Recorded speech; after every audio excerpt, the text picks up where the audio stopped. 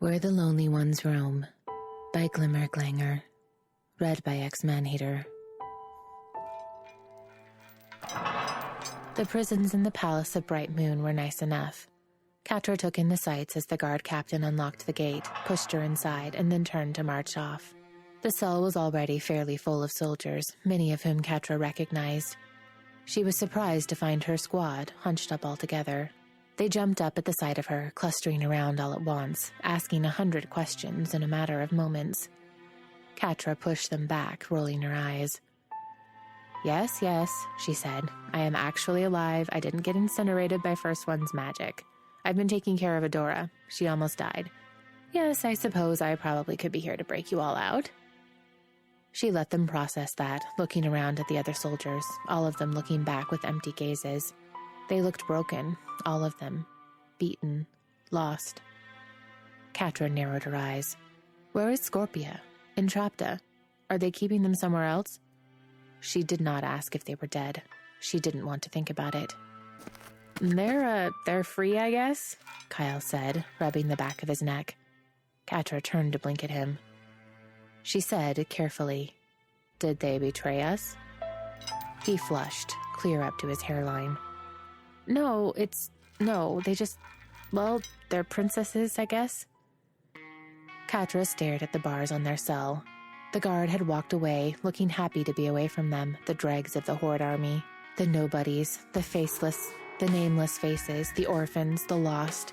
They had been left where the high and mighty saw fit to shove them, while the precious princesses were spirited off. Right, Catra said, flat. Of course. All right, who's ready to get out of here then? It turned out that everyone was ready to get out of there. It wasn't particularly difficult to cut a hole in the side of the wall and to usher everyone through. Catra had grown up sneaking out from under Shadow Weaver's watchful gaze. Whoever had designed the castle of Brightmoon didn't have the same sadistic flair.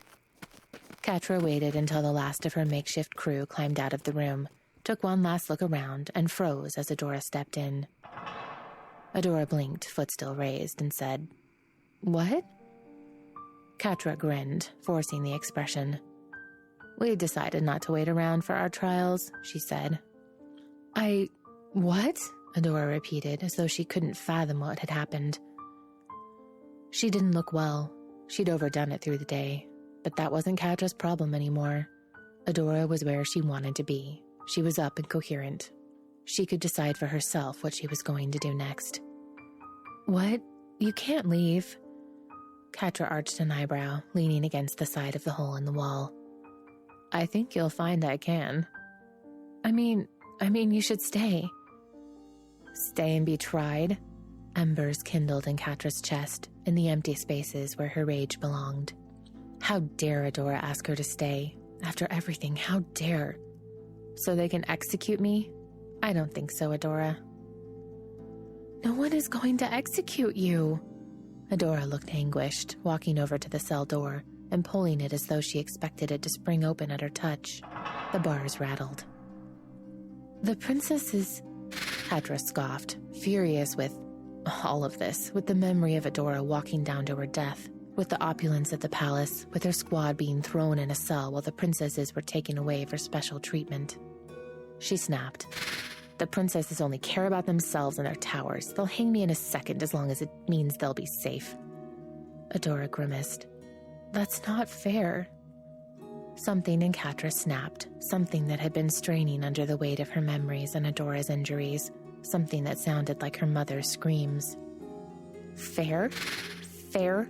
Was it fair when my village burned? With Brightmoon looming within screaming distance? Was it fair that my mother sent call after call for help and was ignored? Was it fair that the Horde killed them all while Brightmoon did nothing? Was that fair? She finished, panting. Adora stared at her, both of her hands wrapped around the bars to the cell. She said, quietly, Catra, the Horde did that. You can't blame... Catra came forward, stopping just short of slamming her hands on the bars. She could still hear the rattle of Adora's breath. No, all the Horde did was show what was already there. All the cowardice and the weakness. The system is rotten to the core, and anyone that isn't a princess could tell you that. Adora stared at her, her eyes shining in the light. All right, so things are pretty far from perfect. I can see that, Catra. But does that make what the Horde did okay? Maybe the princesses did let a lot of people down. They didn't make the Horde kill anyone. Catra shrugged.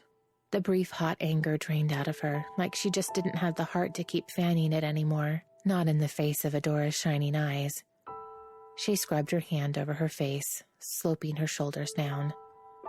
I don't know, Adora. At least the Horde had conviction, I guess. Conviction? Adora's voice sounded funny and flat. Catra looked away from her, grimacing as she tried to find the words to explain. She wondered when they'd remembered how to talk to one another like this, calmly.